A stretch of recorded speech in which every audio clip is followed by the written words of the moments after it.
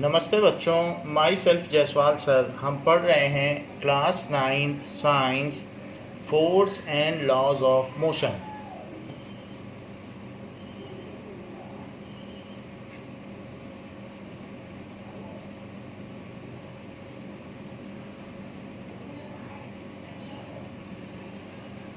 Now what is force?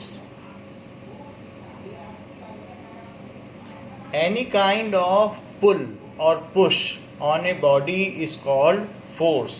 जब भी हम किसी भी बॉडी को पुल या पुश करते हैं तो वो फोर्स होता है. Like a person who is pushing this body, then it is a kind of force he is applying on it. So it is push. Or if any person is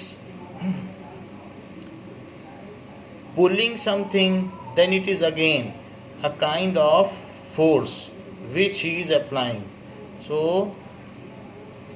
if this box is pulled by this person, then it is a kind of force. So this is the pull. So pull, and this is push. So a push or pull on a body is called force. A push or pull on a body is called force. By pushing or pulling, we can move the body. तो अगर रुकी हुई body है तो हम उसको move करा सकते हैं. If it is a moving body then we can stop it also. मान लीजिए किसी आपके फ्रेंड की साइकिल आ रही चलती हुई और आगे से आपने उसको पुश कर दिया या उस पर फोर्स लगाया तो वो रुक जाएगी. और आप चाहें तो किसी मूविंग बॉडी की स्पीड बढ़ा भी सकते हैं. सो फोर्स से क्या क्या हो सकता है? A body at rest can be moved. A body which is moving can be stopped. अगर आप अपोजिट डायरेक्शन में फोर्स लगाएं, मोशन हो रही है, बॉल आ रही है, और अगर आपने अपोजिट डायरेक्शन में फोर्स लगा दिया तो रुक जाएगी. और मूविंग चीज़ की डायरेक्शन बदली भी जा सकती है. जैसे बैट्समैन क्या करता है कि बॉल पर एक तरीके का पुश मारता है या फोर्स लगाता है तो आने वाली बॉल लौट जाती है. वो जिस डायरेक्शन में चाहता है उस डायरेक्शन में लौट जाती है. तो फोर्स लगाकर किसी भी चीज़ की डायरेक्शन चेंज की जा सकती है. या फुटबॉलर बॉल को किक मारकर वो किसी भी डायरेक्शन में, डिज़ायर्ड डायरेक्शन में या गोल जहाँ पर है वहाँ की डायरेक्शन में वो चेंज कर सकता है. सिमिलरली बास्केटबॉल में भी यही होता है. तो हम डायरेक्शन चेंज कर सकते हैं, रुकी हुई चीज़ को चला सकते हैं, चलती हुई चीज़ को रोक सकते हैं. और एक तरीके का फोर्स इंजन भी लगाता है तो वो कार को एक्सीलरेट कर सकता है, उसकी स्पीड को बढ़ा सकता है. आप भी चाहें तो कोई भी चीज़ अगर चल रही है तो अगर तेज़ी से फोर्स लगाने लग जाएं then its speed increases. So you can increase the speed. तो ये सारी चीज़ें हैं, these are the effect of force. तो ये तो हमने जान लिया कि फोर्स होता क्या है. Forces are used in our everyday actions like pushing, pulling, lifting, stretching, twisting and pressing. हम अपने डे टू डे लाइफ में फोर्स को किस तरीके से यूज़ करते हैं. So forces are used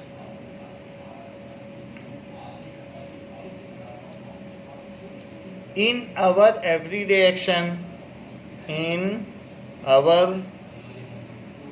everyday action like pushing, pulling, lifting, stretching. किसी भी चीज़ को आप लिफ्ट कर रहे हैं तो भी बॉक्स को आपने अपने सर पर अगर लिफ्ट कर लिया है तो you are again applying a kind of force. So आप किसी भी चीज़ में ऐसे बॉक्स को आपने लिफ्ट कर लिया है, then again anything you if you have taken on your head, then it is a kind of force which you are applying. So lifting भी हो सकता है, स्ट्रेचिंग। आप जिम में जाते हैं तो वहाँ पर जो स्प्रिंग लोडेड बैलेंस है या किसी भी चीज़ को आप खींचते हो, या वहाँ पर जो कॉर्ड है जिसमें वेट बंधा हुआ है उसको आप खींचते हो, तो स्ट्रेच करते हो, स्ट्रेचिंग। इसके अलावा ट्विस्ट, आप किसी रस्सी को मोड़ सकते हो, या anything, any cloth you can twist so that it is rinsed well, उसमें से पानी सारा जो है वो निकल जाए। सो ट्विस्ट भी करते हो, टॉवेल को ट्विस्ट करके उसका सारा पानी निकाल देते हैं, तो ट्विस्टिंग। ऐसा भी किया जा सकता है, या किसी भी चीज़ पर प्रेशर लगाकर भी हम फोर्स लगा देते हैं। तो हम किसी चीज़ को प्रेस करते हैं तो भी फोर्स लगता है। And pressing, in this way we apply our muscular force, और उससे जो भी हमारी बॉडी की एनर्जी है वो यूटिलाइज हो जाती है। तो हम फोर्स लगाते हैं तो हमारी बॉडी में से एनर्जी यूज़ होती है। तो इस तरीके से हम फोर्स लगाते हैं। इवन जो वेट लिफ्टर हैं वो क्या करते हैं, वेट को लिफ्ट करते हैं, and they are applying kind of force. So by applying force, if force is applied on a body, then it has certain effect. So effect of forces के क्या क्या effect हैं? So effect of forces. Now A force can move a stationary body, रुकी हुई चीज़ को चला सकता है। अगर आप किसी चीज़ पर फोर्स लगा रहे हैं तो रुकी हुई चीज़ चल जाएगी। A force can move a stationary body.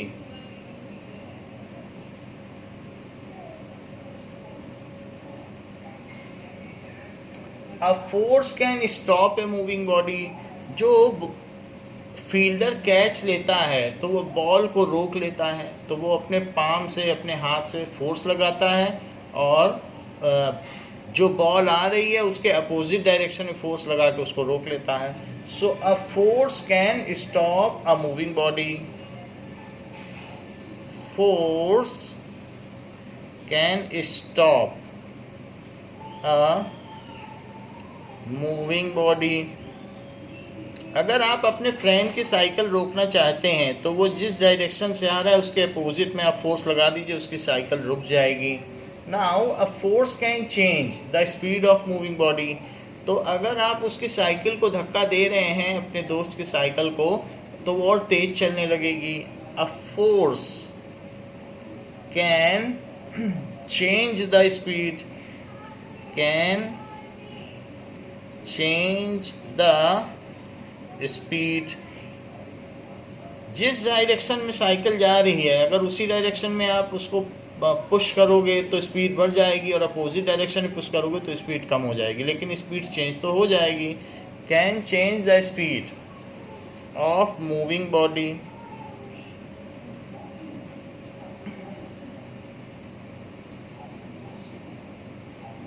A force can change the direction of moving body. A force can change the direction of moving body.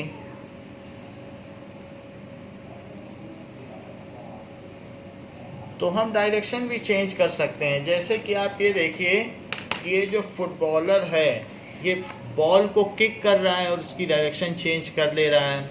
या यहाँ पर आप देख सकते हैं कि इस तरीके से ये जो टेनिस प्लेयर है ये बॉल की डायरेक्शन को चेंज कर दे रहा है। Also force can change the shape of spring. तो शेप को भी चेंज किया जा सकता है। आप फोर्स लगाएं तो हो सकता है जो डो है, जो आपके घर में आटे की लोई बनती है, उसको आप अपनी मर्जी से या क्ले को जैसा चाहें वैसा शेप दे दें। तो शेप भी चेंज किया जा सकता है. So a force can change the shape and size of body.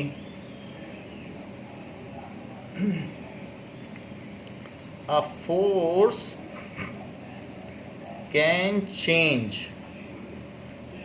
the shape. Spring को आप इलोंगेट कर सकते हैं, लंबा कर सकते हैं खींच कर, तो इस तरीके से साइज भी चेंज कर सकते हैं. Can change the shape and size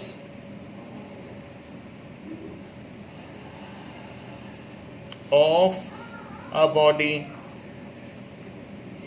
ये सारे काम इससे किए जा सकते हैं. So these are the various effect of forces. Now we will see that what are the effects of forces. जैसे कि आपकी बुक में दिया हुआ है कि हम बॉल को प्रेस करके उसका शेप चेंज कर सकते हैं, स्प्रिंग का साइज चेंज कर सकते हैं, और किसी भी बॉल को हम रुकी हुई चीज़ को चला सकते हैं, डायरेक्शन भी चेंज कर सकते हैं, ड्रॉअर को पुल कर सकते हैं, पुश कर सकते हैं. तो ये सारे इफेक्ट हैं. Now balanced and unbalanced forces. Balanced and unbalanced forces. Balanced and unbalanced forces. So first is balanced force. What does it mean by balanced force?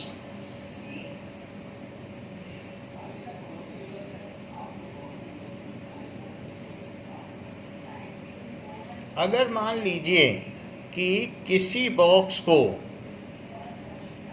कोई इधर पुल कर रहा है और दूसरा इधर कोई पुल कर रहा है, दो लोग पुल कर रहे हैं, तो ये बॉक्स कहीं नहीं जाएगा. Equal, if equal and opposite forces are applied on a body so that then these forces will cancel each other. तो ये कहीं नहीं जाएगा. किसी भी आपके फ्रेंड को दो लोग अलग अलग डायरेक्शन से खींच रहे हैं तो कहीं नहीं जाएगा.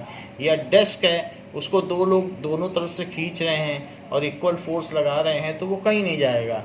तो इस पर जो नेट फोर्स होगा वो ज़ीरो हो जाएगा.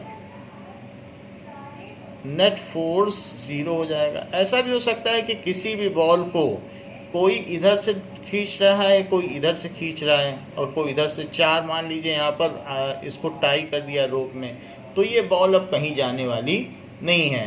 तो इस तरीके से इस पर अगर चारों डायरेक्शन में फोर्स लगाया जाए, जैसे टेंट होता है,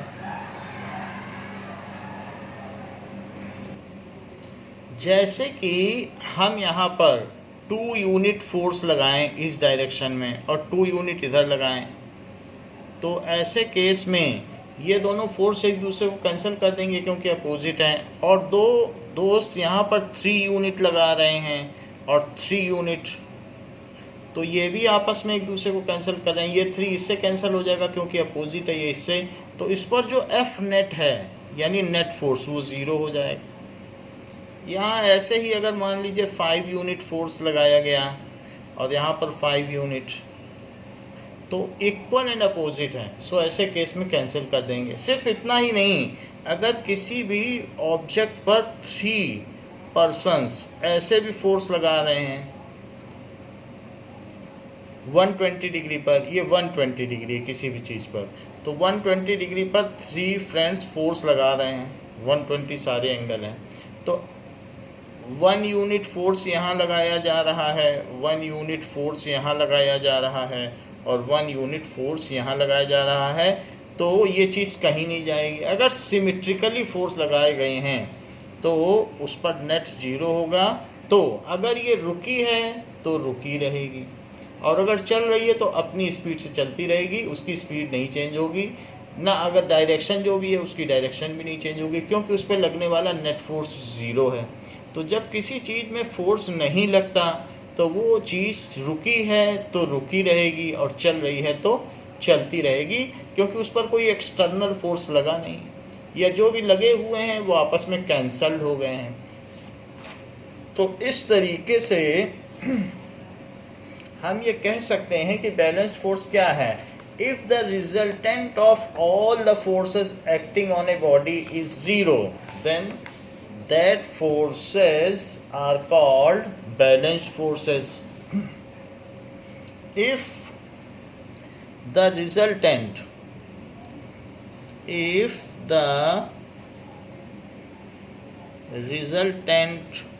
of all forces acting on a body is zero, then the set of forces जो भी हैं, then the forces are called balanced forces.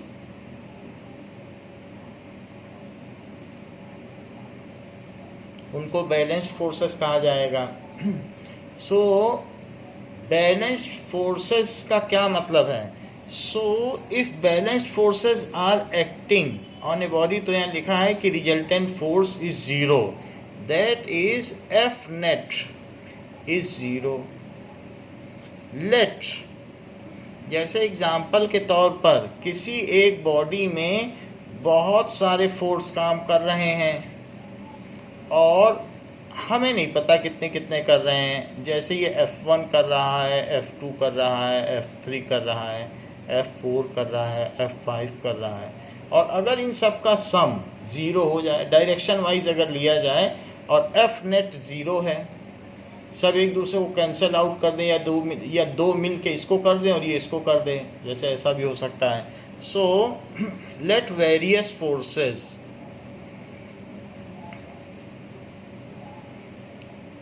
Are acting, बहुत सारे फोर्स एक्ट कर रहे हैं, F1, F2, F3, F4 and F5 are acting on a body and it does not cause any effect on the body, neither change in direction, neither change in speed, neither the state of motion of body. अगर रुकी है तो रुकी रह रही है, और अगर चल रही तो एक ही स्पीड से चल रही है, उसमें कुछ भी परिवर्तन ना हो. मतलब जो फोर्सेस के इफेक्ट हैं वैसा इसमें कुछ भी ना हो, ना इसका कुछ भी चेंज ना हो. सो अगर ऐसा हो रहा है and it does not make any effect of force on it, and group of forces जो इस पे लग रहे हैं does not cause any effect on its body पर, then the set of forces are balanced forces. Then the set of forces are balanced forces. So balanced forces का मतलब क्या हुआ कि जो F net है या F resultant है वो ज़ीरो है, जो F1 plus F2 plus F3 plus F4 plus F5 है वो ज़ीरो होगा. एंड उसकी वजह से इसमें ना डायरेक्शन में चेंज होगा, ना स्टेट ऑफ मोशन में रुकी है तो रुकी रहेगी, चल रही है तो उसी स्पीड से और उसी डायरेक्शन में चलती रहेगी. So balanced forces are as good as no force. तो जैसे किसी पर कोई फोर्स ना लगा हो और बैलेंस्ड फोर्स लगा हो तो एक ही बात है. तो ये बात है. जैसे कि अगर एक टेबल रखी हुई है तो टेबल क्या करेगी, यहाँ पर अगर टेबल रखी हुई है सो ये प्रेशर डालेगी अर्थ में प्रेशर डालेगी जहाँ पर भी है, तो ये नीचे की ओर प्रेशर डालेगी, ज़मीन में रखी हुई है, तो अर्थ भी इसके ऊपर एक रिएक्शन लगाएगी, क्योंकि ये जो टेबल है ये तो रुकी हुई है. जब कोई भी चीज़ अगर अपनी स्टेट ऑफ मोशन चेंज नहीं कर रही है, then it means that it is under balanced force. If an object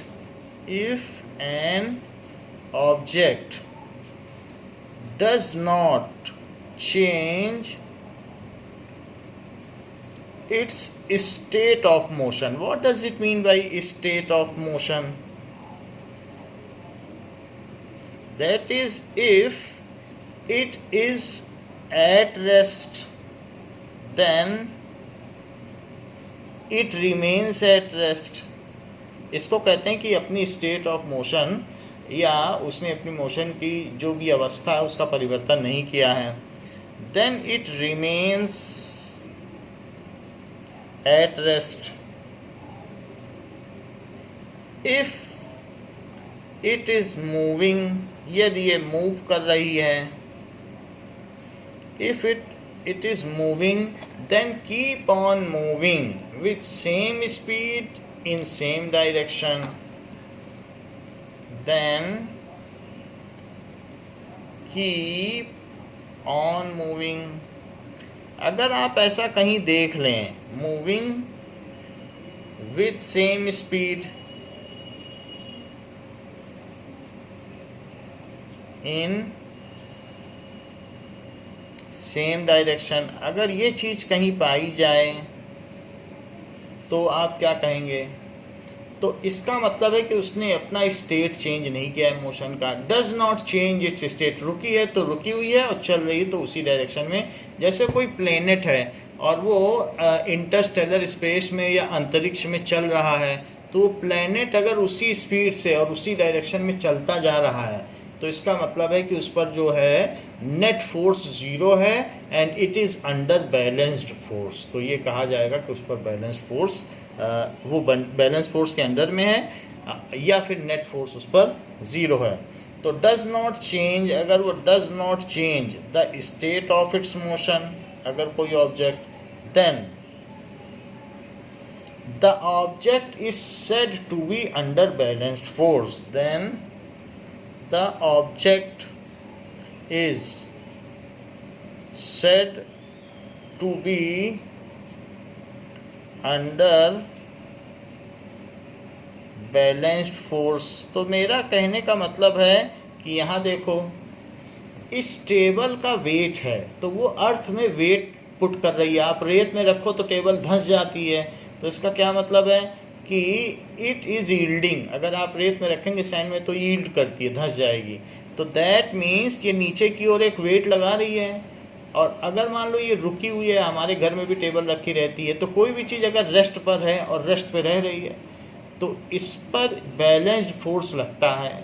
तो दूसरा कौन सा फोर्स है जो इसको कट कर रहा है, क्योंकि कट भी करने वाला होना चाहिए. तो इस पर एक फोर्स लग रहा है ऊपर की ओर, अर्थ की ओर. अर्थ से इस पर ऊपर की ओर फोर्स लग रहा है. वो कौन सा है? Normal reaction. ये चीज़ें जो नीचे लग रहा है वो वेट है, उस चीज़ का वेट है. जब कोई भी चीज़ होता है, भारी चीज़ होती है, आप आलू खरीद के लाते हो तो आलू नीचे की ओर जाना चाहता है कि नहीं, और तभी तो आप उसको ऊपर लिफ्ट करते हो.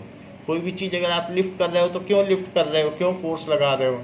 कि आलू का जो बैग है वो अपनी पोजीशन पर बना रहे. तो नीचे वेट और ऊपर की ओर आपके द्वारा लगाया गया लिफ्टिंग फोर्स. इस तरीके से आलू अपनी पोजीशन पर बना रहता है और ये बैलेंस्ड फोर्स हो जाता है.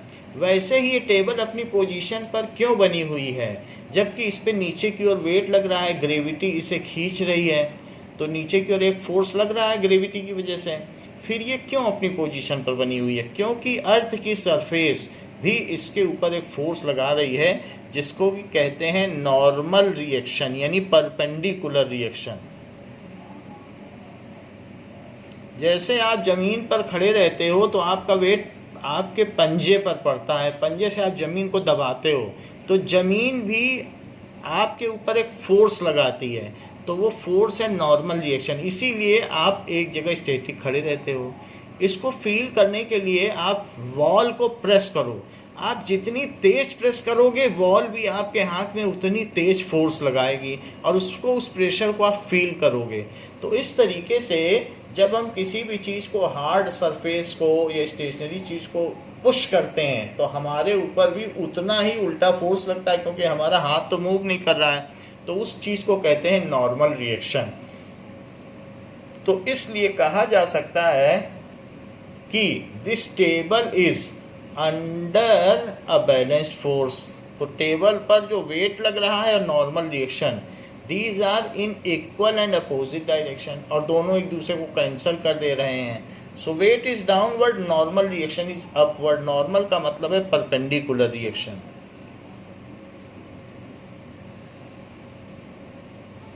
सो वेट, जो यहाँ पर वेट लग रहा है, and normal reaction are equal in magnitude. अगर 2 यूनिट का वेट लग रहा है तो 2 यूनिट की नॉर्मल रिएक्शन, और एक दूसरे को ये कट कर दे रहे हैं। Equal in magnitude and opposite in direction.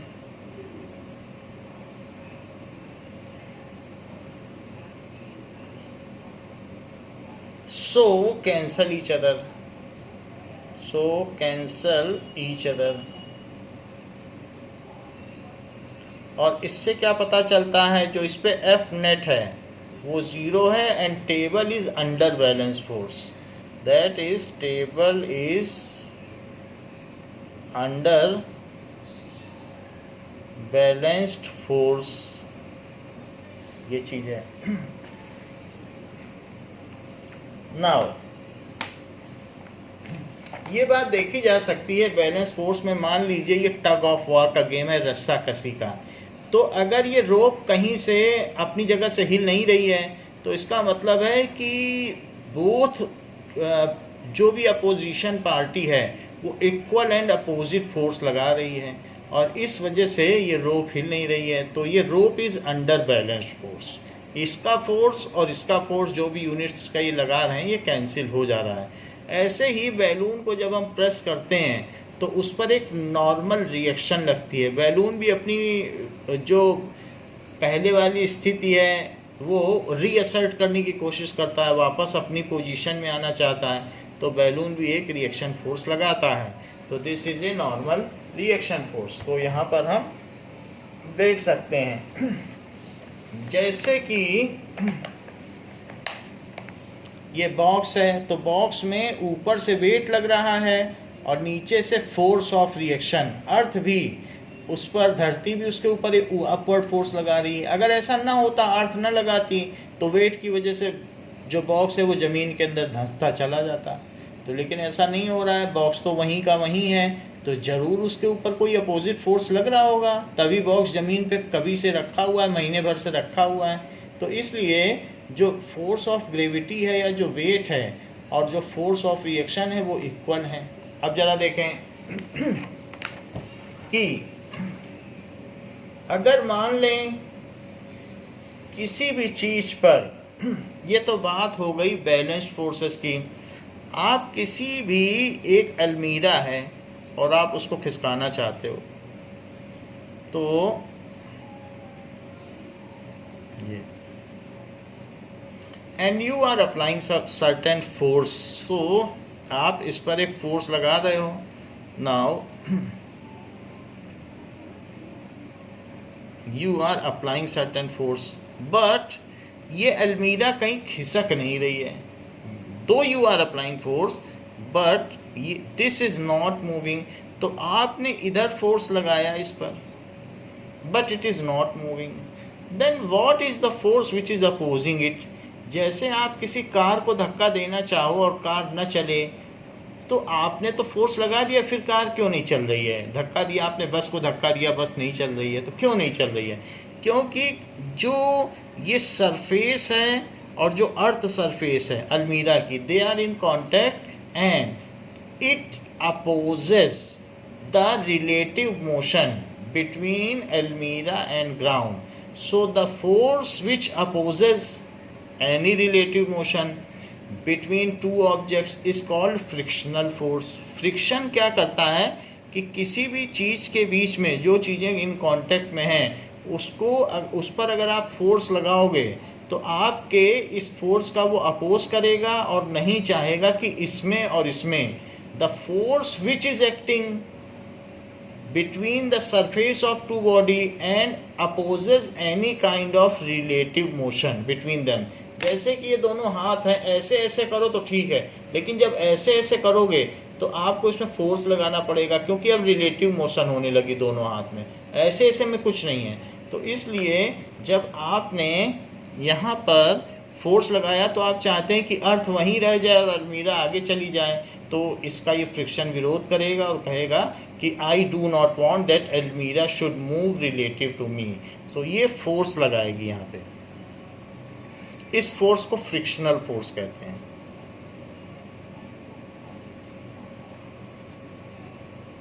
Frictional force. तो अब जरा देखें कि इफ वी अप्लाई, अगर हम अप्लाई करें force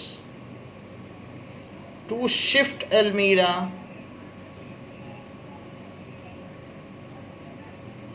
and it does not move, ये मूव नहीं करती,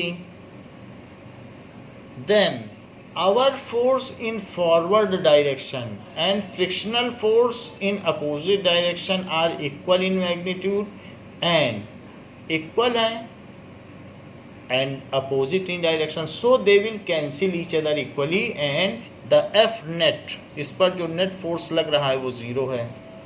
then the body is under balanced force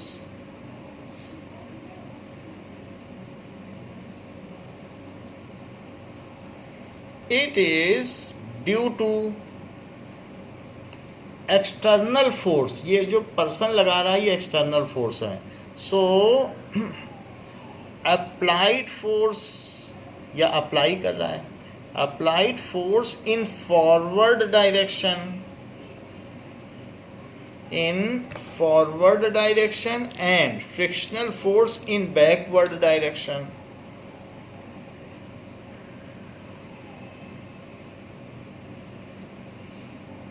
and frictional force in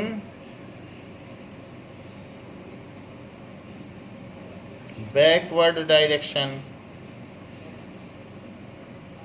ये दोनों फोर्सेस क्या हैं?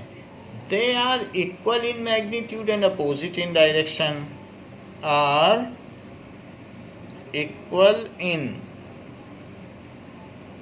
magnitude and opposite in direction.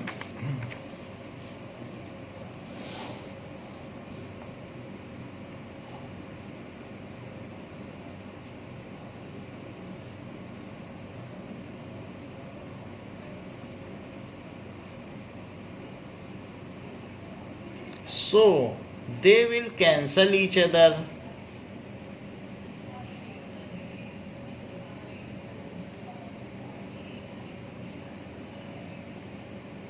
So F net is 0. So F net is 0. वास्तव में force is a vector quantity, जो force है is a vector quantity.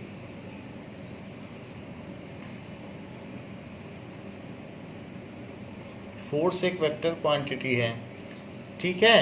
इसकी भी एक यूनिट होगी, कुछ ना कुछ मेजरमेंट के लिए यूनिट होगी। इट्स यूनिट इज न्यूटन, क्योंकि न्यूटन ने इस पर काम किया है, आइजैक न्यूटन ने, तो इसकी यूनिट न्यूटन है, या फिर एन भी लिख सकते हो। तो अगर कोई वेक्टर क्वांटिटी होती है तो उस पर अगर इधर फोर्स लगाया तो उसको कहेंगे +2 न्यूटन, और इधर जो फोर्स लगाया अपोजिट में तो -2 न्यूटन। मान लीजिए ये F1 है और ये F2 है, वेक्टर है तो ऐसे लगा दो, वेक्टर में ऐसे लगाते हैं। तो अब ये जो F नेट है इस पर जो फोर्स लग रहा है, क्योंकि हम लोगों ने डिस्प्लेसमेंट में भी देखा था कि उधर की ओर पॉजिटिव और इधर की ओर निगेटिव, अपवर्ड की ओर पॉजिटिव, डाउनवर्ड की ओर निगेटिव। तो इस तरीके से दिस इज F1 और प्लस F2, जो भी फोर्स लगे उन सबको जोड़ दो, तो इट इज -2 न्यूटन और 2 न्यूटन प्लस 2 न्यूटन, ऐसे। तो ये कितना हो जाएगा? -2 + 2 न्यूटन, तो ये 0 newton. Hence the body is under balanced force. तो इससे पता चलता है अगर F net 0 हो गया तो जो भी हमारा डिजिट है और यूनिट है उन दोनों को थोड़ा एक स्पेस छोड़ के लिखा जाए, 0 Newton. So the body is under balanced force. So body is under balanced force.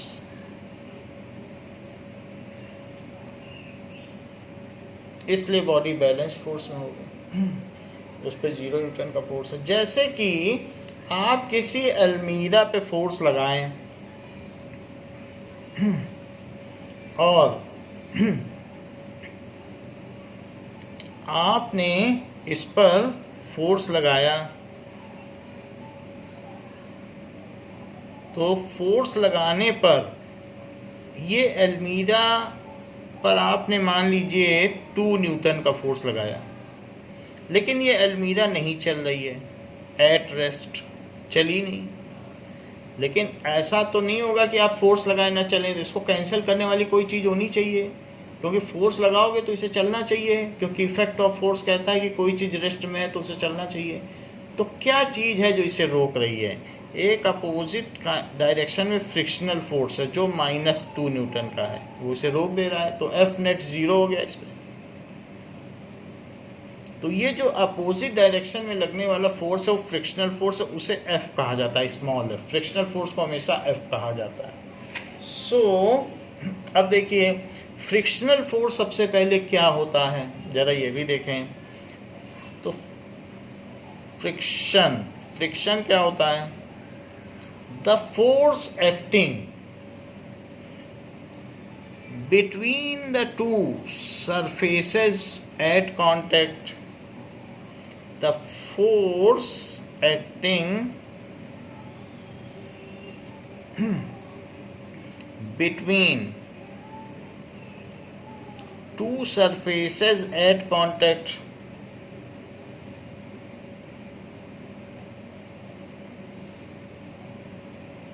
ये है which opposes any kind of relative motion between them, which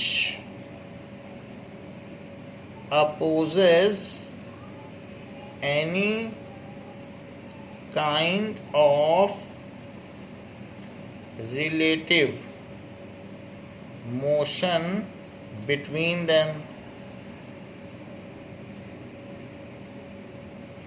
is called frictional force.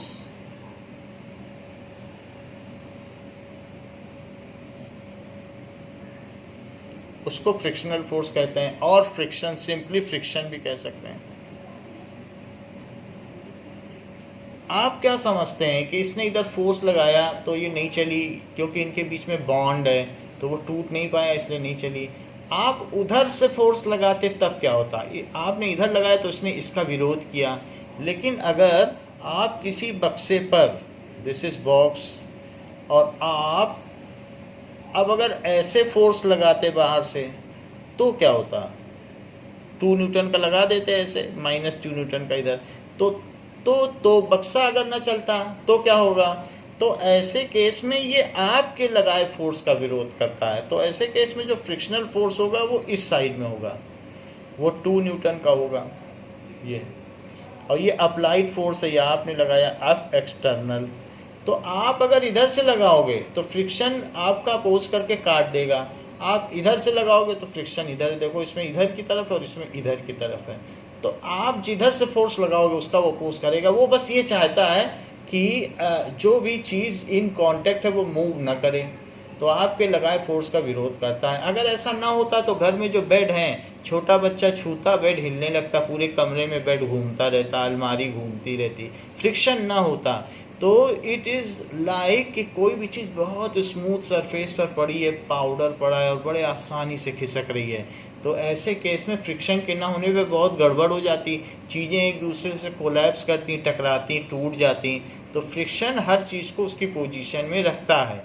और जो बॉक्सेस रखते हैं या बड़ी बड़ी बैगेज रखते हैं आप एरोप्लेन में जब सफ़र करते हैं या कहीं पर भी ट्रेन में, तो फ्रिक्शन ना होता तो बक्से ऊपर से गिर गिर कर नीचे गिरते हैं।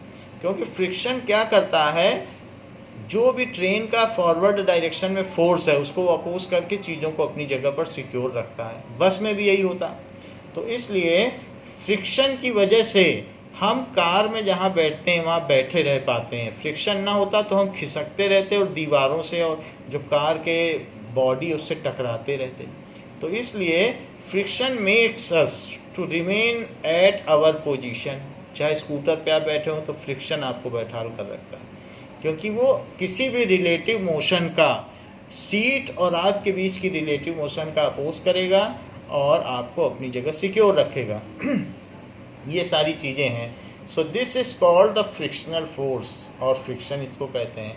सो आप फॉरवर्ड डायरेक्शन में, if external force is in forward direction, then friction will act in the opposite direction and neutralize it. So if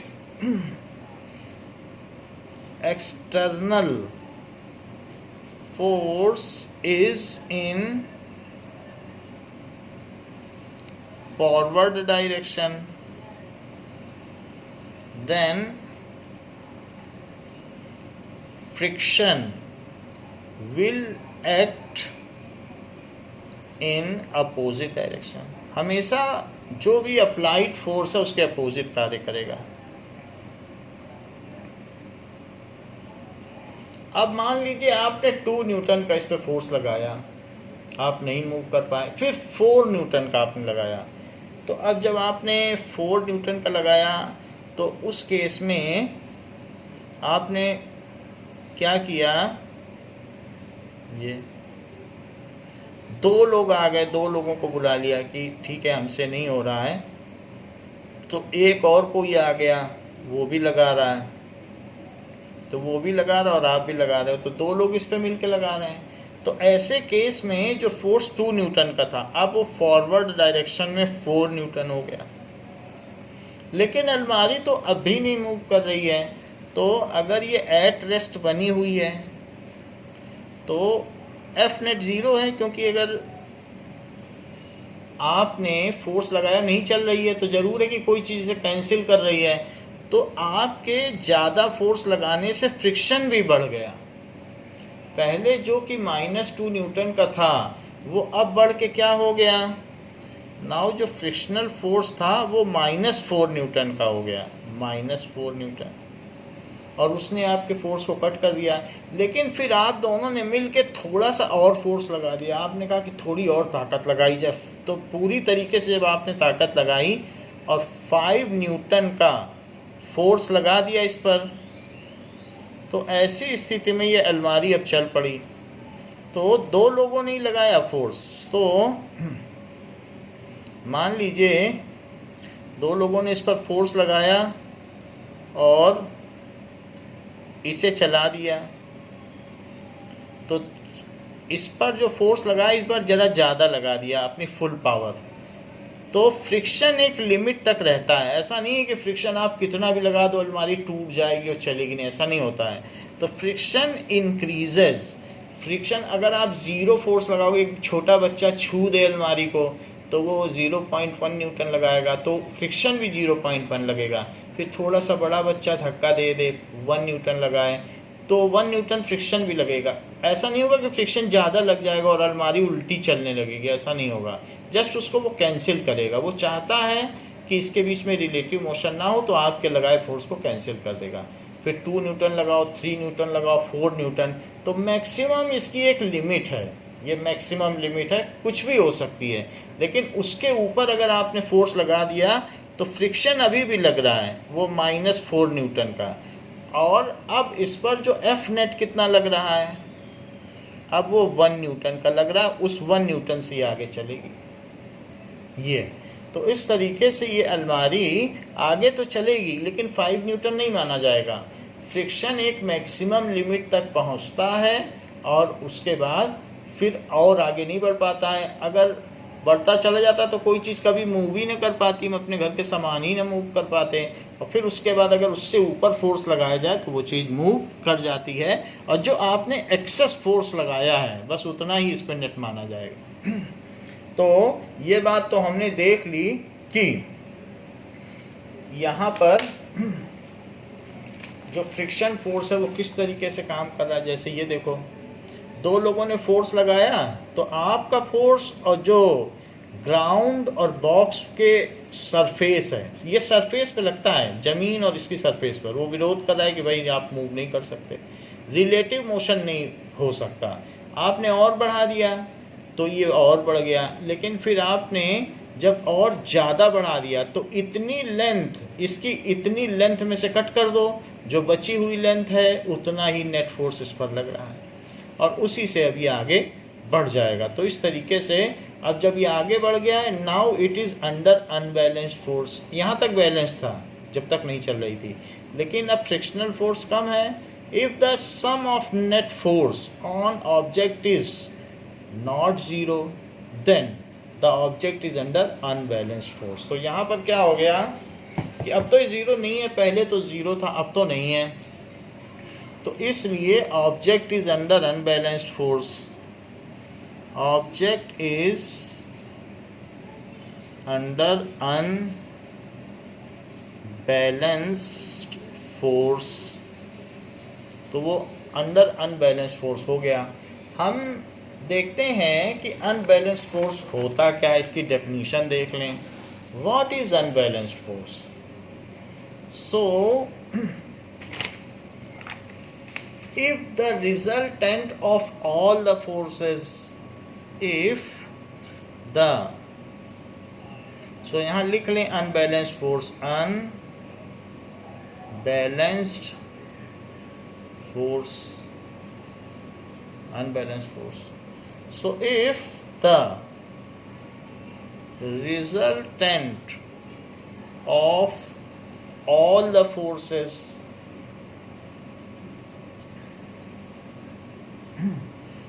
acting on a body is non-zero, acting on a body is not zero, the forces are called unbalanced force. The forces are called unbalanced force.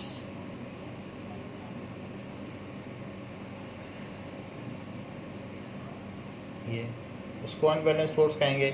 जैसे मान लें कि कोई car है और car move कर रही है, तो कार पर इंजन आगे की ओर फोर्स लगा रहा है और व्हील्स पर एक पीछे की ओर फोर्स लग रहा है, वो ड्रैग फोर्स है। तो व्हील्स पर पीछे की ओर फोर्स लग रहा है यहाँ से, वो फ्रिक्शनल फोर्स है। अगर मान लें ये कार एक ही स्पीड से चल रही है, एक ही स्पीड से चल रही है 40 kilometre per hour, constant speed और in same direction, so constant speed, आप कहेंगे कि engine is now exerting force in forward direction. Engine is exerting force in forward direction.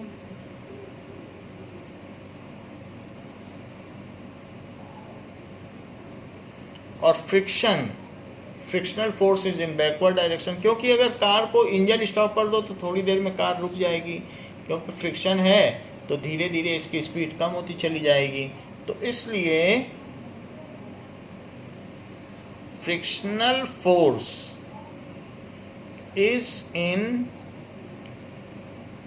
Backward direction.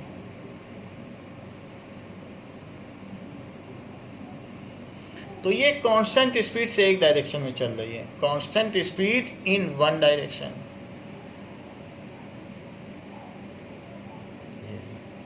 जैसे कि मान लीजिए कि कोई प्लैनेट हो और इंटरस्टेलर स्पेस में चल रहा हो, ये कोई प्लैनेट है या सैटेलाइट है, तो ऐसे चल रहा है, ऐसे एक स्पीड से, कांस्टेंट स्पीड से। तो अगर ये प्लैनेट चलता चला जा रहा है तो इस पे एफ नेट ज़ीरो है, क्योंकि कोई भी चीज़ अगर चल रही है और उस पर कोई फोर्स ना लगाया जाए तो वो चलती रहेगी। अगर यहाँ फ्रिक्शन ना होता, कुछ भी ना होता, बिल्कुल ऑयल वाली या ऐसी ज़मीन होती जिसमें बर्फ़ पड़ी होती और उस पर पानी पड़ा होता, बर्फ़ की चिकनी सरफेस, तो ये चलती ही रहती, इसका इंजन बंद भी कर दो तो भी चलती रहती। और अच्छी कल्पना करिए, अगर ये स्पेस में है, इसको स्पीड दे दी जाती तो चलती रहती। तो अगर फ्रिक्शन इसे रोक देता है, अगर फ्रिक्शन ना हो तो वो चीज़ जो चल रही चलती रहेगी, क्योंकि फोर्स लगा के ही किसी चीज़ को रोका जा सकता है। ये नहीं है कि किसी चीज़ को चलते हुए बनाए रखने के लिए फोर्स लगाया जा सकता है। ऐसा जो शुरू के साइंटिस्ट थे अरस्तु ने बताया था कि किसी चीज़ को चलाए रखना है तो लगातार फोर्स लगाए रखना पड़ेगा, जबकि बाद के साइंटिस्ट ने बोला नहीं, यू आर सेइंग रॉन्ग, वो चीज़ को चलाए रखने के लिए फोर्स नहीं लगाना पड़ता है, फ्रिक्शन को काउंटर एक्ट करने के लिए फोर्स लगाना पड़ता है। अगर फ्रिक्शन ना हो तो चलती हुई चीज़ चलती रहेगी। कैरम पे अगर आप अच्छा सा बोरिक पाउडर डाल दें तो गोटी फिसलती ही रहेगी, उसको कोई रोकने वाला नहीं है। इसी तरीके से स्केटिंग में अच्छा लुब्रिकेशन हो तो जो चल रहा है वो चलता ही रहेगा, कोई उसे रोक नहीं सकता। अगर कोई फोर्स ना हो, ना इंजन का फॉरवर्ड फोर्स हो और ना फ्रिक्शन हो, और ये कार चल दे, स्पेस में चल दे, तो चलती ही रहेगी।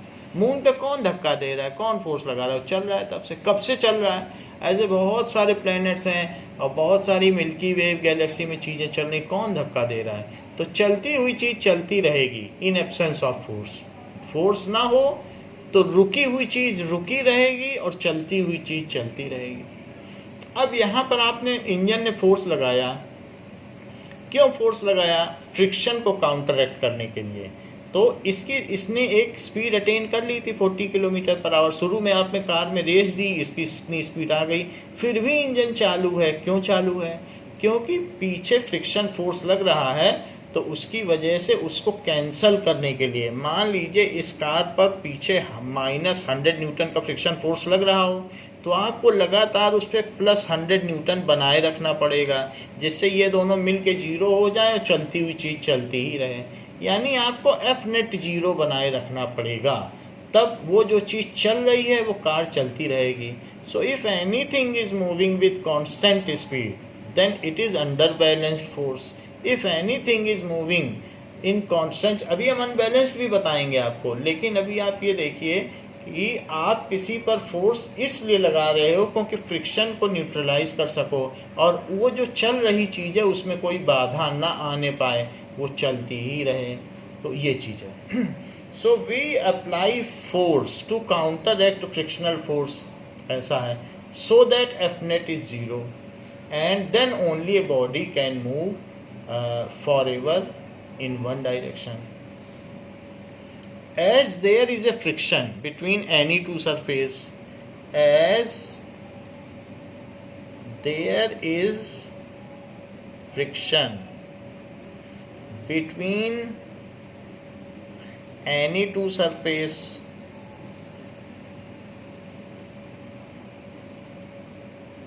आप इरेजर लो और टेबल पर इसको खिसकाओ। इरेजर मान लीजिए तो कितनी दिक्कत होती है। ये इरेजर है, अब इसको मैं चला रहा हूँ तो मुझे फोर्स लगाना पड़ रहा है। क्यों? क्योंकि इसके और इसकी सरफेस के बीच में एक तरीके का फोर्स लगाना पड़ रहा है। तो वैसे ही किन्हीं भी दो सरफेस के बीच में फ्रिक्शन लगता है। यू कैन फील दैट कि फ्रिक्शन है, वरना आराम से मूव कर जाती है। हवा में कितने आराम से मूव कर जाती है, और किसी के कांटेक्ट में रख दो तो नहीं मूव करती है। और इरेजर अगर आप रब कर रहे हैं तब तो और दिक्कत होगी। तो there is a friction, as there is friction between two surface, so to move a car in forward direction we have to apply जो इसकी मैक्सिमम लिमिट है। हमने आपको बताया था पीछे कि फ्रिक्शन धीरे धीरे बढ़ता है और बढ़ते बढ़ते एक मैक्सिमम लिमिट तक पहुंच जाता है। जैसे वो दो बच्चे आपकी बुक में अलमीरा खिसका रहे हैं या बॉक्स को खिसका रहे हैं, तो उसके बाद वो नहीं बढ़ पाता। तो जो उसकी मैक्सिमम लिमिट है उतने तक आपको फोर्स लगाना पड़ेगा। तो वो आपने जो स्पीड अटेन कर ली है, फिर वो उसी स्पीड से चलती रहेगी।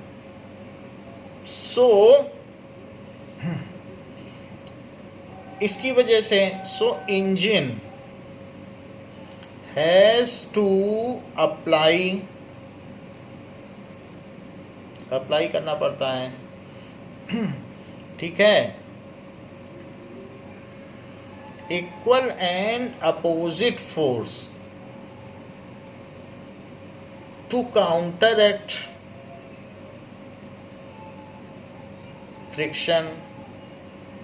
फ्रिक्शन को काउंटर एक्ट करने के लिए आपको इक्वल एंड अपोजिट फोर्स लगाना पड़ता है, so that F net is 0 and the object which was earlier moving keep on moving with uniform speed, so the object remains under uniform motion, so that इस यहाँ पर planet भी uniform motion में, so that object remains under uniform motion.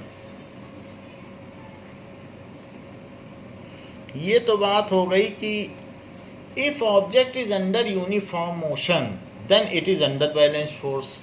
If जैसे planet के case में ले लो, खैर यहाँ पर तो फोर्स हो सकता है इंटरस्टेलर स्पेस में ग्रेविटेशनल फोर्स भी ना हो। इंटरस्टेलर स्पेस ऐसा है जहाँ दूर दूर तक कोई स्टार ना हो। So if object is under uniform motion, uniform motion का ही एक काइंड रेस्ट भी है, यूनिफॉर्म मोशन में ही रेस्ट भी आ जाता है, तो इसलिए इसी का काइंड है। Then object is under balance force.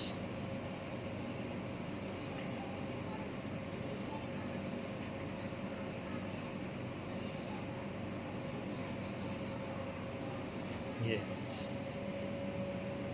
जैसे कि earth is revolving around sun, तो क्या वो बैलेंस फोर्स में है कि अनबैलेंस्ड फोर्स में है? Earth is revolving around sun, it is under, और कांस्टेंट स्पीड से चल रही है, बिल्कुल एक जैसी स्पीड है उसकी, अर्थ की बदल नहीं रही। It is under unbalanced force as it is changing its direction at every moment. As it is, हमने बताया इफेक्ट ऑफ फोर्स का, वो चलती हुई चीज़ को रोक सकता है, रुकी हुई चीज़ को चला सकता है, स्पीड बढ़ा सकता है, डायरेक्शन चेंज कर सकता है। तो सन उस पर जो ग्रेविटेशनल फोर्स लगा रहा है उसकी वजह से अर्थ की डायरेक्शन चेंज होती जा रही है और वो स्ट्रेट लाइन में नहीं मूव कर रही है। कोई यूनिफॉर्म मोशन तो है नहीं, उसका तो यूनिफॉर्म सर्कुलर मोशन है। तो जब डायरेक्शन बदल रही है तो ज़रूर वो अनबैलेंस फोर्स में है। As its direction is changing at every moment,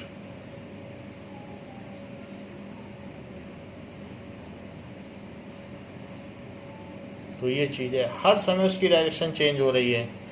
if race is given to a car then its speed is continuously increasing. If race का मतलब है उसमें आप एक्सीलरेटर बढ़ा दो, is given to a car, यानी एक्सीलरेटर को आपने पुश कर दिया, then car will be under, तो कार कैसी होगी? अनबैलेंस्ड फोर्स है, तो अनबैलेंस फोर्स होगी क्योंकि रेस दिया है। As its speed it's continuously increasing, as its speed is continuously increasing, तो स्पीड लगातार बढ़ रही है। तो हमें मालूम है कि किसी भी स्टेट ऑफ मोशन को अगर कोई चेंज कर सकता है तो वो फोर्स ही चेंज कर सकता है। तो स्पीड कौन बढ़ा रहा है? फॉरवर्ड डायरेक्शन में अप्लाइड फोर्स। मान लो आपने 120 न्यूटन का फॉरवर्ड डायरेक्शन में फोर्स लगाया है कार पे और 100 न्यूटन का बैकवर्ड है, तो उस पर नेट फोर्स 20 न्यूटन का रहा, उस 20 न्यूटन से उसकी स्पीड बढ़ेगी। If brake is applied on car, अगर मान लो ब्रेक लगा दिया on car, then its speed decreases, वो धीरे धीरे रुक जाएगी, speed decreases, and it ultimately stops. आप फ्रिक्शन की ही डायरेक्शन में एडिशनल फोर्स लगा रहे हैं कि वो रुक जाए। फ्रिक्शन तो रोकेगा बहुत देर में, आपने ब्रेक लगा के उसको थोड़ी ही देर में रोक दिया। So and it ultimately stop. तो अगर कोई चलती हुई चीज़ को अगर कोई रोक सकता है तो वो फोर्स ही है। सो इसलिए फोर्स लगा तभी तो वो चीज़ रुकी। फोर्स न लगता तो चलती हुई चीज़ इटर्निटी तक, a moving thing will keep on moving till eternity in same direction with same speed। अनंत काल तक उसी दिशा में उसी गति से कोई भी वस्तु चलती ही रहेगी यदि उस पर कोई बाह्य बल आरोपित न किया जाए। लेकिन आपने तो रोक दिया, तो फोर्स लगा के रोका है, वो भी अपोजिट, मोशन के opposite. So object is under unbalanced force if an अलमीरा is shifted। यदि आप किसी अलमीरा को शिफ्ट कर रहे हैं तो क्या होगा, तो और अलमीरा मूव भी करेगी जब शिफ्ट कर रहे हैं तो। इफ एन अलमीरा या बॉक्स भी हो सकता है is shifted, then we are applying excess force than the frictional force, then we are applying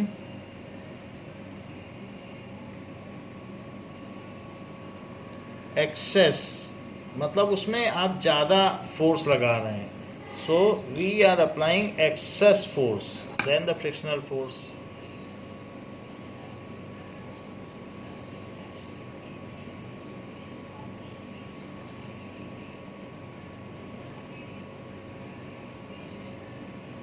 अगर किसी भी चीज़ को आप आगे धक्का दोगे तो फ्रिक्शन पीछे लगेगा और पीछे खींचोगे तो फ्रिक्शन आगे लगेगा। वो हमेशा चाहेगा कि चीज़ें चले ना, तो वो आपके काम का अपोज करेगा, आपको वो चलाने नहीं देगा किसी चीज़ को। तो ये ध्यान रखें, फ्रिक्शन की कोई डायरेक्शन नहीं होती, वो आपके अप्लाइड फोर्स के अपोजिट काम करता है। So if excess force then the frictional force, frictional force से ऊपर आपने फोर्स लगा दिया, मान लीजिए आपने 5 न्यूटन का लगाया, फ्रिक्शन फोर्स मैक्सिमम 4 न्यूटन ही है, then the object is under unbalanced force, then the object is under unbalanced force. If we move steering of car, car की स्टीयरिंग मोड़ के कार का डायरेक्शन बदलते हैं। इफ ड्राइवर मूव्स या rotates steering of car,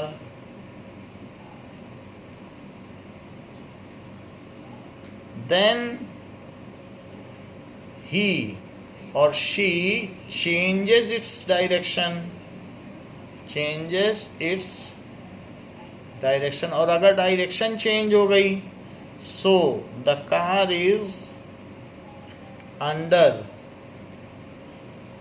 unbalanced force.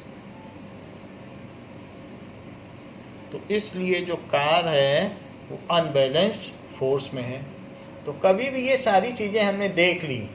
तो if shape of something is distorted, तो जैसे क्या होता है कि जो बॉल है उसको टेम्परिंग की जाती है, उसमें नाखून लगाया जाता है, नेल्स, तो कुछ भी है, किसी को हम डिशेप कर दें।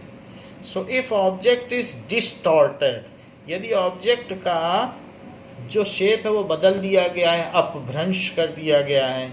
If the object is distorted, उसका साइज बदल दो, कुछ भी बदल दो, object is distorted,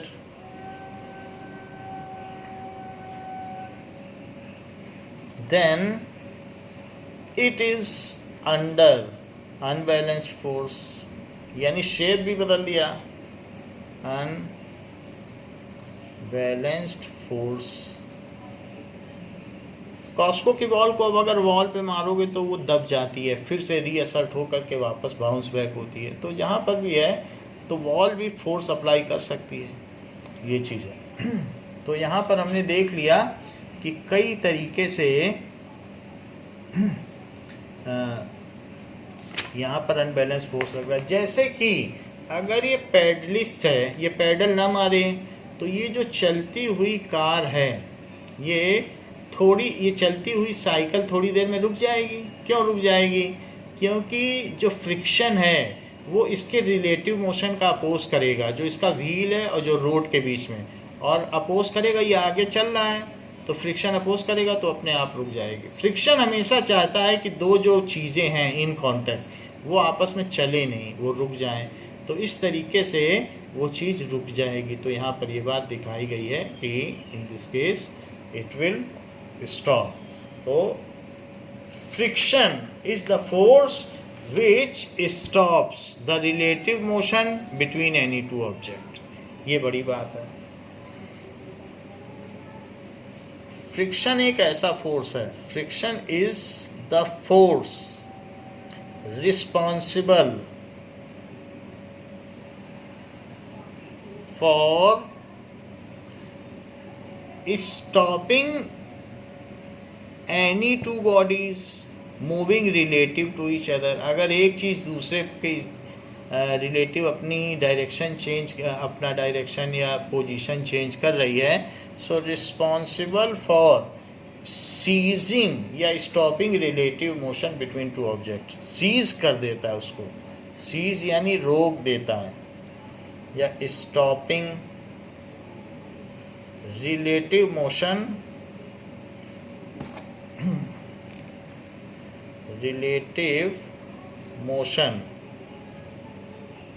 between two objects।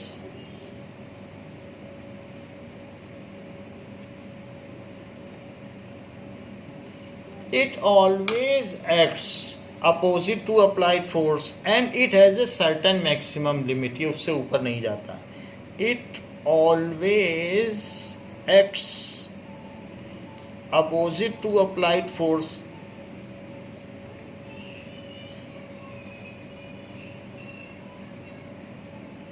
and it has certain maximum limit। उससे ज़्यादा ये नहीं हो सकता।